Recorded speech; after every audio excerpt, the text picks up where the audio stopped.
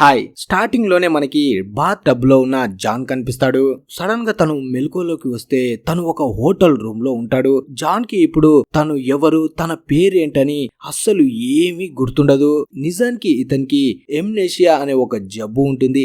దీని కారణంగా తను ఎవ్వరిని గుర్తుపెట్టుకోడు. అలా బాత్ టబ్ లోంచి బయటికి వచ్చి అక్కడ ఉన్న తన సూట్ ని వేసుకొని పక్కనే ఉన్న సూట్ కేసుని తీసుకుని దాన్ని ఓపెన్ చేస్తే అందులో ఒక కార్డు ఉంటుంది. దాని మీద షెల్ బీచ్ అని ఉంటుంది. ఆ కార్డు చూడగానే చిన్నగా తనకి ఫ్లాష్ బ్యాక్ కి సంబంధించిన జ్ఞాపకాలు గుర్తుకు వస్తాయి. అంతలో పక్కన ఉన్న ఫోన్ రింగ్ అవుతుంది. జాన్ ఫోన్ ఎత్తగానే అటు పక్క నుంచి ఒక డాక్టర్ జాన్ తో మాట్లాడుతూ, నన్ను క్షమించు, నీ మీద ఒక ఎక్స్పెరిమెంట్ చేశాను, అది ఫెయిల్ అవ్వడం వల్ల నీ జ్ఞాపకాలు మొత్తం గంగలో కలిసిపోయాయి. ఇక నీకు ఏది గుర్తుండదు. అలాగే నీకు ఎంత తొందరగా వీలైతే అంత తొందరగా ఆ హోటల్ నుంచి పరిగెత్తు. నిన్ను చంపడానికి స్ట్రేంజర్స్ అనే వాళ్ళు వస్తున్నారు. వాళ్ళ కంట పడ్డావంటే నిన్ను నరుకుతారు అంటాడు. వెంటనే జాన్ కంగారుగా ఆ ఫోన్ ను పెట్టేసి అక్కడి నుంచి ముందుకు వెళ్తుంటే అదే రూమ్ లో ఒక డెడ్ బాడీ తనకి కనిపిస్తుంది. దాన్ని చూసి మనోడు షాక్ అవుతాడు. తను అనుకునేది ఏంటంటే తన వల్లే ఆ వ్యక్తి చనిపోయాడు అని. వెంటనే భయంగా అక్కడ నుంచి హోటల్ రిసెప్షన్ దగ్గరికి వస్తే ఆ హోటల్లో పనిచేసే అందరూ పడుకొని కనిపిస్తారు. చుట్టుపక్కల చూస్తుంటే జాన్ కి ఏమీ అర్థం కాదు. అందరూ ఒకేసారి పడుకొని ఉన్నారేంటని ఆశ్చర్యంగా ముందుకు వెళ్తూ ఉంటే అప్పుడే వాచ్ లో బెల్ మోగుతుంది. కరెక్ట్ గా ఇప్పుడు 12 అవుతుంది. 12 అవ్వగానే హోటల్లో పడుకున్న వాళ్ళు అందరూ సడన్ గా మెలకువలోకి వచ్చి వాళ్ళ పనుల్లోకి వాళ్ళు వెళ్ళిపోతారు. జాన్ కి మాత్రం ఏమీ అర్థం కాదు. ఆశ్చర్యంతోనే హోటల్ నుంచి బయటికి వెళ్ళిపోతాడు. అదే టైంలో ఆ స్ట్రేంజర్స్ జాన్ ని చంపడానికి హోటల్లోకి ఎంటర్ అవుతారు. ఆ స్ట్రేంజర్స్ హోటల్లోకి రాగానే అక్కడ పనిచేస్తున్న వాళ్ళని పిచ్చ కొట్టుడు కొట్టి జాన్ గురించి అడుగుతారు. కానీ వాళ్ళు మాత్రం మాకు ఏమీ తెలియదని సమాధానం చెప్తారు. తర్వాత మనకి జాన్ వైఫ్ కనిపిస్తుంది. తను ఒక క్లబ్ లో పాట పాడుతూ ఉంటుంది. ఆ పాట పూర్తయిన తర్వాత తన దోస్తు వచ్చి డాక్టర్ ని కలవడానికి అపాయింట్మెంట్ కోసం ఒక కార్డ్ ని ఇస్తుంది. ఈ డాక్టరే నీ భర్త జాన్ కి ట్రీట్మెంట్ చేస్తున్నాడు. తను ఇప్పుడు నిన్ను కలవాలనుకుంటున్నాడు. నువ్వు వెంటనే అతన్ని కలవడానికి వెళ్ళు అంటుంది. అలా అక్కడ తను పని అయిపోయిన తర్వాత వెంటనే డాక్టర్ ని కలవడానికి వెళ్తుంది. ఇప్పుడు డాక్టర్ తన దగ్గరికి వచ్చి జాన్ ఇప్పుడు తన జ్ఞాపకాలని మొత్తం మర్చిపోయాడు. ఇప్పుడు తను ఎవ్వరిని గుర్తుపట్టాడు. అలాగే కొంతమంది శత్రువులు జాన్ ని చంపడానికి ట్రై చేస్తున్నారు. ఇప్పటి నుంచి నువ్వు ఎప్పుడైనా జాన్ ని కలవాలంటే కలవడానికి ముందు నాకు తప్పకుండా ఇన్ఫర్మేషన్ ఇవ్వు అంటాడు. జాన్ భార్య పేరు ఎమా. తర్వాత మనకి అదే హోటల్ రూమ్ ని చూపిస్తారు. ఇంతకు ముందు జాన్ చూసిన డెడ్ బాడీ దగ్గరికి ఇప్పుడు పోలీసులు వస్తారు. మొత్తం ఎంక్వైరీ చేస్తూ ఉంటారు. ఇప్పటి వరకు ఈ హోటల్లో చాలా మంది చనిపోయారు. ఇక ఈ డెడ్ బాడీ ఉన్న రూమ్ లో జాన్ ఇంతకు ముందు వరకు ఉన్నాడు అంటే ఖచ్చితంగా తనే ఇతన్ని చంపి ఉంటాడు అనుకుంటారు. తర్వాత ఎమా పోలీస్ స్టేషన్ కి వస్తుంది. జాన్ కనిపించడం లేదని కంప్లైంట్ ని ఇవ్వడానికి. ఇప్పుడు పోలీసులు కూడా జాన్ ని వెతుకుతున్నారు కాబట్టి తనే జాన్ వైఫ్ అని వాళ్ళకి తెలియగానే జాన్ కి సంబంధించిన చాలా ప్రశ్నల్ని అడుగుతారు. కానీ ఎమ్మాకి కూడా జాన్ గురించి అంతగా తెలీదు. అందుకే వాళ్ళకు ఎలాంటి సమాధానాలు చెప్పలేకపోతుంది. దాంతో పోలీసులు ఎమ్మాని అక్కడి నుంచి వదిలేస్తారు. తర్వాత మనకి జాన్ కనిపిస్తాడు. ఇప్పుడు తనకి ఏ జ్ఞాపకాలు గుర్తుండవు. కొంచెం మాత్రమే గుర్తుంటాయి. ఇప్పుడు తను షెల్ బీచ్ అనే ఓర్డింగ్ దగ్గరికి వస్తాడు. ఇంతకు ముందు తన దగ్గర ఉన్న సూట్ కేసులో ఈ పోస్ట్ కార్డ్ ని చూశాడు. వెంటనే ఆ షెల్ బీచ్ ఓర్డింగ్ పైకి ఎక్కుతాడు. అలా తను పైకి రాగానే ఆ స్ట్రేంజర్స్ తనని చంపడానికి అక్కడికి కూడా వస్తారు. ఈ స్ట్రేంజర్స్ నార్మల్ వ్యక్తులు కాదు. వీళ్ళ దగ్గర టెలికైనెసిస్ పవర్స్ కూడా ఉంటాయి. ఈ పవర్స్ సహాయంతో ఎవ్వరి మైండ్ అయినా సరే వీళ్ళు కంట్రోల్ చేయగలరు. ఆ పవర్ ని వాడి జాన్ ని కంట్రోల్ చేయడానికి ట్రై చేస్తారు. కానీ జాన్ ని కంట్రోల్ చేయలేకపోతారు. అప్పుడే జాన్ తనకి తానుగా టెలికైనెసిస్ పవర్ ని వాడి తనని కంట్రోల్ చేయడానికి వచ్చిన ఆ స్ట్రేంజర్ ని చంపేస్తాడు. దాంతో మిగతా ఇద్దరు ఆశ్చర్యపోతారు. వాళ్లే కాదు, జాన్ కూడా ఆశ్చర్యపోతాడు. నా దగ్గర ఇలాంటి పవర్ ఎలా వచ్చింది అని. వెంటనే స్ట్రేంజర్స్ అక్కడి నుంచి వెళ్ళిపోతారు. వీళ్ళు ఒక్కరు ఇద్దరు కాదు, చాలా మంది ఉంటారు. అలా స్ట్రేంజర్స్ ఉండే బేస్ దగ్గరికి వస్తారు. ఇక్కడ ఉన్న స్ట్రేంజర్స్ మొత్తం ఇప్పుడు చాలా కంగారు పడిపోతూ ఉంటారు. అలాగే భయం కూడా ఉంటుంది వీళ్ళలో. ఎందుకంటే జాన్ లోపలికి ఈ టెలికైనెసిస్ పవర్స్ ఎలా వచ్చాయి అని. కానీ వాళ్ళ లీడర్ కి అప్పుడే అర్థమైపోతుంది ఈ పవర్స్ రావడానికి మనమే కారణం. జాన్ మీద మనం ఎక్స్పెరిమెంట్ చేస్తున్నప్పుడు అది ఫెయిల్ అయింది. ఆ ఎక్స్పెరిమెంట్ ఫెయిల్ అవ్వడం వల్ల మనలో ఉన్న ఈ టెలికైనెసిస్ పవర్ తన లోపలికి ట్రాన్స్ఫర్ అయ్యింది అనుకుంటారు.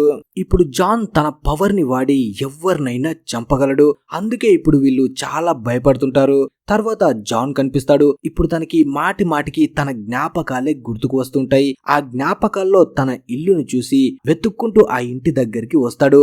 ఇంటి లోపలికి ఎంటర్ అవ్వగానే తనకి ఎమ్మా కనిపిస్తుంది. ఎమ్మా కూడా తనని చూసి షాక్ అవుతుంది. 15 రోజుల నుంచి జాన్ కనిపించడు. అందుకే ఎమ్మా తనని అడుగుతుంది, ఈ 15 రోజుల నుంచి నువ్వు ఎక్కడున్నావు అని. కానీ జాన్ కి ఏమీ గుర్తులేదు కాబట్టి నాకు ఎలాంటి విషయాలు గుర్తులేవు అంటాడు. నా పర్సులో నీ ఫోటో, ఇంటి అడ్రస్ దొరికాయి. వాటిని పట్టుకొని నేను ఇక్కడి వరకు వచ్చాను. అలాగే ఆ ఫోటోని చూసే నేను అనుకున్నాను నువ్వు నా వైఫ్ అని. అందుకే నీ కోసం చాలా కష్టపడి ఇక్కడి వరకు వచ్చాను అంటాడు. అప్పుడే ఎమ్మా అంటుంది, నువ్వు 6 మందిని చంపావని పోలీసులు నీ కోసం వెతుకుతున్నారు అంటుంది. అలా వీళ్ళిద్దరు మాట్లాడుకుంటూ ఉన్నప్పుడే ఇన్స్పెక్టర్ అక్కడికి వస్తాడు. తనకి ముందే తెలుసు ఎమ్మా కోసం తప్పకుండా జాన్ వస్తాడని. అందుకే కరెక్ట్ టైంకి తనని పట్టుకోవడానికి అక్కడికి వస్తాడు. కానీ ఎమ్మా సహాయంతో జాన్ అక్కడి నుంచి తప్పించుకొని పారిపోతాడు. తర్వాత మనకి స్ట్రేంజర్స్ కనిపిస్తారు. వీళ్ళందరూ ఇప్పుడు ఒక పెద్ద మీటింగ్ ని ఏర్పాటు చేసి ఉంటారు. ఈ మీటింగ్ లో ఇంతకు ముందు మనం చూసిన డాక్టర్ కూడా ఉంటాడు. ఇప్పుడే మనకి తెలిసేది ఏంటంటే నిజానికి ఈ స్ట్రేంజర్స్ మొత్తం మనుషులు కాదు, ఏలియన్స్. ఈ ఏలియన్స్ మధ్యలో మనిషి ఒక్కడే ఉన్నాడు, అదే ఆ డాక్టర్. అప్పుడే ఆ స్ట్రేంజర్స్ లీడర్ అక్కడికి వచ్చి వాళ్ళ దగ్గర ఉన్న ఒక పెద్ద వాచ్ ని ఓపెన్ చేస్తారు.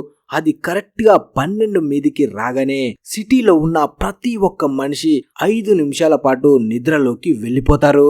ఈ ఏలియన్స్ వాడిన ఈ పవర్ ప్రతి మనిషి మీద వర్క్ అవుతుంది. కానీ జాన్ కి మాత్రం ఏమీ అవ్వదు. చుట్టూ శవాల్లా పడిపోయి ఉన్న మనుషుల్ని చూసి జాన్ ఆశ్చర్యపోతాడు. ప్రతి ఒక్కరిని నిద్ర లేపడానికి ట్రై చేస్తాడు. కానీ ఎవ్వరు నిద్రలోంచి బయటికి రారు.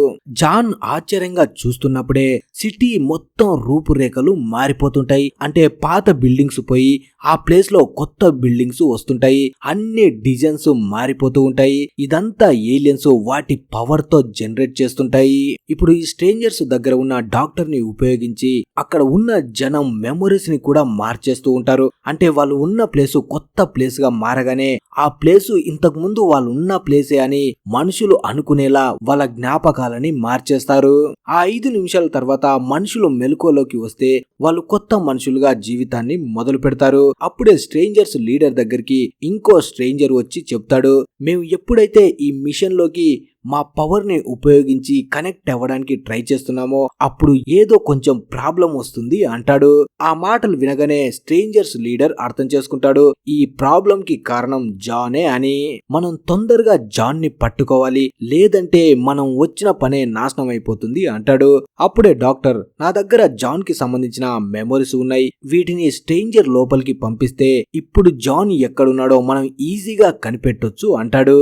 ఈ ఏలియన్స్ అల్లాటప్పగా గల్లీలో తిరిగే ఏలియన్స్ కాదు, ఫుల్ టెక్నాలజీతో ఉన్నాయి. వీటి దగ్గర ఉన్న టెక్నాలజీతో ఎవరి జ్ఞాపకాలనైనా బయటికి తీయొచ్చు, వేరే వాళ్ళలోకి కూడా పంపించవచ్చు. ఇలాంటి టెక్నాలజీని ఉపయోగించే అందరి జ్ఞాపకాలని మారుస్తుంటారు. ఇప్పుడు ఈ డాక్టర్ ఇచ్చిన ఐడియాతో ఒక స్ట్రేంజర్ లోకి జాన్ జ్ఞాపకాలని పంపిస్తారు. డాక్టర్ చెప్పినట్టే ఆ స్ట్రేంజర్ కి తెలిసిపోతుంది ఇప్పుడు జాన్ ఎక్కడున్నాడో అని. తర్వాత జాన్ కనిపిస్తాడు. జాన్ ఇప్పుడు షెల్ బీచ్ ని వెతుక్కుంటూ వెళ్తుంటాడు. అడ్డు వచ్చిన ప్రతి ఒక్కరిని షెల్ బీచ్ గురించి అడుగుతూ ముందుకు వెళ్తుంటాడు. అలా ఒక టన్నల్ లోపలికి వెళ్లి అక్కడ ఉన్న వాళ్ళని అడుగుతాడు. ఇక్కడ విచిత్రం ఏంటంటే ప్రతి ఒక్కరికి షెల్ బీచ్ గురించి తెలుసు, కానీ అక్కడికి వెళ్లే దారి మాత్రం ఎవ్వరికి తెలీదు. ఇప్పుడు ఎలా వెళ్లాలో జాన్ కి అర్థం కాదు. వెంటనే మళ్ళీ ఆ షెల్ బీచ్ పోస్ట్ కార్డ్ ని తీసి చూస్తే దాని మీద వెనక పక్క అడ్రస్ ఉంటుంది. అది ఏరిస్ కి సంబంధించింది. వెంటనే ఆ అడ్రస్ దగ్గరికి వెళ్తాడు. ఆ అడ్రస్ ఎవరిదో కాదు, జాన్ వాళ్ళ అంకుల్దే అయి ఉంటుంది. అప్పుడే జాన్ వాళ్ళ అంకుల్ ని ఇంతకు ముందు తను ఏం చేసేవారిని ఎవరిని అని అన్ని విషయాలు అడిగి తెలుసుకోవాలి అనుకుంటాడు. కానీ వాళ్ళ అంకుల్ దగ్గర తన చిన్ననాటి జ్ఞాపకాలు తప్ప పెద్దయ్యాక తను ఏం చేసేవాడు, ఎక్కడ ఉండేవాడు అని ఏ జ్ఞాపకాలు ఉండవు. అప్పుడే వాళ్ళ అంకుల్, నీ చిన్నతనం మొత్తం షెల్ బీచ్ లోనే గడిపావు, నేనే నిన్ను పెంచి పెద్ద చేశాను, ఒక అగ్ని ప్రమాదంలో మీ అమ్మ నాన్న చనిపోతే నీకు అన్ని నేనే అయి చూసుకున్నాను అంటాడు. అప్పుడే జాన్, అయితే మీకు ఆ షెల్ బీచ్ కి వెళ్లే దారి తెలుసా? తెలిస్తే చెప్పండి, నేను అక్కడికి వెళ్ళాలనుకుంటున్నాను అంటాడు. కానీ వాళ్ళ అంకుల్ కూడా ఆ పేరు మాత్రమే గుర్తుంటుంది, అక్కడికి వెళ్ళడానికి దారి గుర్తుండదు. అంతలో స్ట్రేంజర్స్ అక్కడికి కూడా వస్తారు. జాన్ వాళ్ళ నుంచి తప్పించుకోవడానికి ట్రై చేస్తాడు, కానీ స్ట్రేంజర్స్ 4 దిక్కుల నుంచి తనని చుట్టుముట్టేస్తారు. ఎలా తప్పించుకోవాలని ట్రై చేస్తున్నప్పుడే అప్పుడే ఇన్స్పెక్టర్ ఎమాతో కలిసి కార్లో అక్కడికి వచ్చి జాన్ ని కాపాడి అక్కడి నుంచి తీసుకువెళ్తాడు. ఆ ఇన్స్పెక్టర్ జాన్ ని ఒక ప్లేస్ కి తీసుకువెళ్లి ఆ 6 హత్యల గురించి అడుగుతాడు. కానీ జాన్ మాత్రం, నేను ఎవ్వరిని చంపలేదు, నాకు ఏమీ గుర్తులేదు, అసలు ఈ సిటీ గురించి నాకు ఏమీ అర్థం కావడం లేదు, ప్రతి ఒక్కరికి షెల్ బీచ్ గురించి తెలుసు, కానీ అక్కడికి వెళ్ళడానికి దారి మాత్రం ఒక్క నా కొడుక్కి తెలియదు, అలాగే మరీ ముఖ్యంగా ఈ సిటీలో పగలు మాత్రం అవ్వడం లేదు, ఎప్పుడు చీకటిగానే ఉంది అని తన టెలికైనెసిస్ పవర్ ని ఆ ఇన్స్పెక్టర్ కి చూపిస్తాడు. జాన్ మాటలు విన్న తర్వాత అలాగే తన పవర్స్ చూసిన తర్వాత ఇన్స్పెక్టర్ కూడా షాక్ అవుతాడు. కానీ జాన్ అడిగిన ప్రశ్నలకి మాత్రం తన దగ్గర ఎలాంటి సమాధానం ఉండదు. అంతలో స్ట్రేంజర్స్ ఇక్కడికి కూడా జాన్ ని వెతుక్కుంటూ వచ్చేస్తారు. స్ట్రేంజర్స్ పోలీస్ స్టేషన్ లోపలికి వచ్చి వాళ్ళ పవర్ ని ఉపయోగించి అందరు నిద్రలోకి పంపించి జాన్ కోసం వెతుకుతుంటారు. కానీ జాన్, ఇన్స్పెక్టర్ ఇద్దరు వాళ్ళు రావడానికి ముందే అక్కడి నుంచి పారిపోతారు. అక్కడి నుంచి వచ్చిన ఇన్స్పెక్టర్, జాన్ ఇద్దరు డాక్టర్ దగ్గరికి వెళ్లి వాణ్ణి బంధించి అక్కడి నుంచి కార్లో షెల్ బీచ్ వైపు బయలుదేరుతారు. వీళ్ళు కార్లో కొంత దూరం వచ్చిన తర్వాత ఒక దగ్గర సడన్ గా ఆగిపోతారు. ఎందుకంటే వాళ్ళు ముందుకు వెళ్లాలంటే అక్కడ ఒక బ్రిడ్జి ఉండాలి, కానీ ఇప్పుడు లేదు. ప్రతిరోజు 12 గంటలకి ఆ స్ట్రేంజర్స్ మొత్తం సిటీ రూపురేఖల్ని మార్చేస్తున్నారు. ఇక్కడ బ్రిడ్జి ఉంటే నెక్స్ట్ 12 గంటల తర్వాత ఇంకో దగ్గర బ్రిడ్జి ఉంటుంది, అలా ప్రతి రోజు మార్చేస్తూనే ఉన్నారు. ఇప్పుడు బ్రిడ్జి లేదు కాబట్టి ముగ్గురు అక్కడి నుంచి పడవలో బయలుదేరుతారు. పడవలో వెళ్తున్నప్పుడే డాక్టర్ మొత్తం నిజాన్ని చెప్పేస్తాడు. మీ ఇద్దరి కోసం ఇప్పుడు వెతుకుతున్న స్ట్రేంజర్స్ నిజానికి మనుషులు కాదు, వాళ్ళు వేరే గ్రహం నుంచి వచ్చిన ఏలియన్స్. ఇప్పుడు ఆ ఏలియన్ జాతి అంతమవబోతుంది, అందుకే వాళ్ళు మన గ్రహం మీదకి వచ్చి మనుషుల్ని చూశారు. మనుషుల్లో సోల్ ఉంటుంది, కానీ ఆ ఏలియన్స్ లో సోల్ ఉండదు. ఈ సోల్ ని వాళ్ళు ఉపయోగించుకొని వాళ్ళ జాతిని పెంచుకోవాలి అనుకుంటున్నారు. అందుకే వాళ్ళు మనుషుల జ్ఞాపకాలపై ఎక్స్పెరిమెంట్ చేయడం స్టార్ట్ చేశారు. దాని కారణంగానే మొత్తం సిటీలో ఉన్న వాళ్ళని వాళ్ళ కంట్రోల్లోకి తెచ్చుకున్నారు. ప్రతిరోజు 12 గంటలకి మనుషుల జ్ఞాపకాలని మారుస్తున్నారు. ఒక వ్యక్తి జ్ఞాపకాలు ఇంకో వ్యక్తిలోకి పంపిస్తారు. వాళ్ళ జీవితాలపై ఎలాంటి ప్రభావం చూపిస్తుందని మొత్తం అన్నిటి గురించి వాళ్ళు తెలుసుకోవాలనుకుంటున్నారు. సేమ్ ఇలాగే జాన్ మీద కూడా ఎక్స్పెరిమెంట్ చేయడం స్టార్ట్ చేశారు. అలా మాటి మాటికి తన మీద ఎక్స్పెరిమెంట్ చేయడం వల్ల లాస్ట్ కి ఆ ఎక్స్పెరిమెంట్ ఫెయిల్ అయింది. అలాగే ఆ ఎక్స్పెరిమెంట్ ఫెయిల్ అయినప్పుడే ఆ ఏలియన్స్ లో ఉండే స్పెషల్ పవర్ అయిన టెలికైనెసిస్ పవర్ జాన్ లోపలికి కూడా వచ్చేసింది. ఈ పవర్ తన లోపలికి రావడం వల్ల ఈ సిటీలో ఉన్న మనుషులకి ఏం జరుగుతుంది, ఏలియన్స్ ఏం చేస్తున్నాయని మొత్తం జాన్ కి తెలిసిపోయింది.